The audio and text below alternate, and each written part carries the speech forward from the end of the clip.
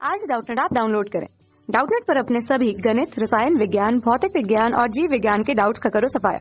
बस प्रश्न की फोटो खींचो, एक ही प्रश्न को क्रॉप करो और तुरंत वीडियो सोल्यूशन पाओ। अभी डाउनलोड करें।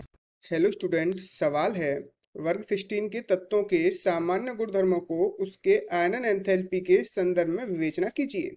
देखो, अगर हम बात करें आयनन एंथैल्पी का मतलब क्या होता है, किसी भी गैसीय परमाणु के बाहरी कक्षा में से एक इलेक्ट्रॉन निकालने के लिए जितनी एनर्जी की रिक्वायरमेंट होती है उसको हम आयनन एंथैल्पी कहते हैं। यहाँ पर हमसे पूछ रहा है वर्ग 16 के हमको आयनन एंथैल्पी के बारे में बताना है। ये जो वर्ग 16 होता है ये हमारी ऑक्सीजन फैमिली होती है। कौन सी होती है? आपकी ऑक्सीजन फैमिली होती है।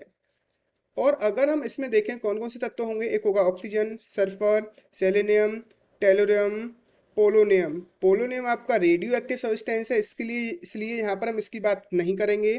लेकिन आपको पता होगा जैसे जैसे हम ऊपर से नीचे एक वर्ग में जाते हैं तो आपको पता है आपका जो आकार होता है वो बढ़ता जाता है, यानी कि परमाणुओं का आकार बढ़ता है। और परमाणुओं का आकार बढ़ने से ये जो आपका नाभिक और बाहरी इलेक्ट्रॉनों के बीच में, नाभिक व बाहरी इलेक्ट्रॉनों के बीच में जो आकर्षण बल होता है वो कम हो जाता है। नाभिक व बाहरी इलेक्ट्रॉन के बीच जो आकर्षण बल होगा वो कम हो जाएगा, क्योंकि इनके बीच में दूरी बढ़ जाती है और आकर्षण बल क्या हो जाता है? कम हो जाता है। और इनके बीच में आकर्षण बल कम हो जाएगा तो इलेक्ट्रॉन निकालने में उतनी ही ज़्यादा आसानी होगी, यानी कि आपको कम एनर्जी देके इलेक्ट्रॉन आसानी से निकाल सकते हो। इसका मतलब आयनन एंथैल्पी का जो मान होगा वो आपका क्या हो जाता है? घट जाता है। आयनन एंथैल्पी का मान क्या होता है? ऊपर से नीचे जाने पर आपका घट जाता है। लेकिन अगर हम बात करें वर्ग 16 के सामान्य विन्यास की, वर्ग 16 का अगर मैं सामान्य विन्यास देखता हूं तो इसका जो सामान्य विन्यास होता है वो होता है NH2NP5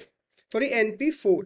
और अगर मैं बात करूं वर्ग 15 की, अगर इसको एक तुलना में वर्ग 15 की आयनन विभव से करता हूं, आयनन एंथैल्पी से करता हूं, तो ये जो वर्ग 15 होता है उसका सामान्य विन्यास होता है NH2NP3। अब ये जो आपका वर्ग 16 होता है इसका जो विन्यास होता है वो क्या होता है? स्थायी होता है। इसका विन्यास क्या होता है? स्थायी होता है। क्यों होता है? क्योंकि इसके पास जो आपका पी उपकोष है वो आधा भरा है, अर्ध भरा हुआ उपकोष है। आधा भरा उपकोष होने के कारण ये क्या होता है? आपका स्थायी होता है। इसलिए हम कह सकते हैं ये जो आपका वर्ग 15 होता है इसका आयनन विभव वर्ग 16 से क्या होगा? ज्यादा होगा। किसमें?